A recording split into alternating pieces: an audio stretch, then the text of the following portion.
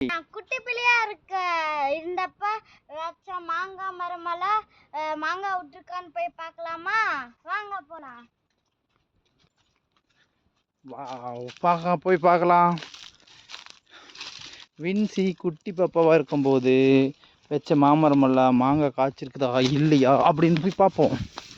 Wow, இங்கே பாருங்க. Super Vinci. அங்கே பாரு, கீழேலாம் கிடக்குது மாங்காய். ஏய் வின்சி, இங்கே பாரு, கீழே எடுத்துக்காட்டு. இங்கே பாருங்க, ரெண்டு மாங்காவில் ரெட்டை மாங்காய் இருக்குது பார்த்தீங்களா? ரெட்டை மாங்காய். Wow, super super. ரெட்டை மாங்காய் இது கீழேலாம் கிடக்குதே. ஓகே, வாங்க அடுத்த மரத்தை போய் பார்க்கலாம்.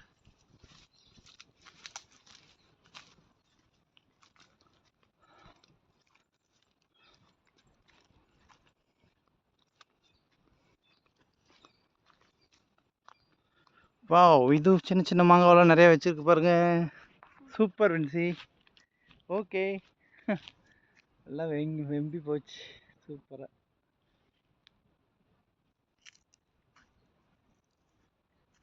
இங்க பாத்தீங்களா, நிறைய மாங்காய் காய்ச்சிருக்கு குட்டி குட்டியா. இதெல்லாம் நான் குட்டி பிள்ளையா இருக்கும்போது வச்சது. வாங்க நம்ம அந்த குட்டி மரத்துக்கு போய் பார்க்கலாம்.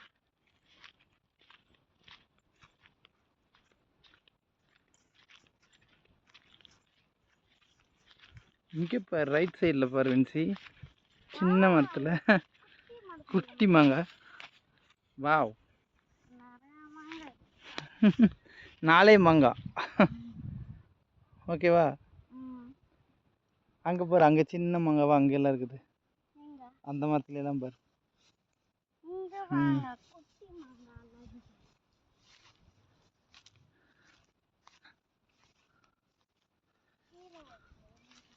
கீழே ஒரு தூழ்ந்து எடுக்கிறேண்ணா. வாவ், சூப்பர் மாங்காய். அவனை பொறிங்க வின்சி. இப்போ இந்த மாங்காவை பொறிக்க போகிறாங்க. எங்கே காட்டுங்க. சூப்பர் மாங்காய் பாப்பாவுக்கு. இந்த சைடு வந்து பாருங்க.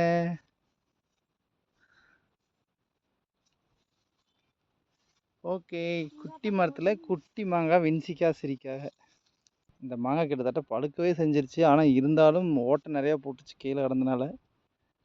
இந்த பாப்பா, எறும்பெல்லாம் ஓடுது. இப்படி தட்டுவிடு எல்லாமே.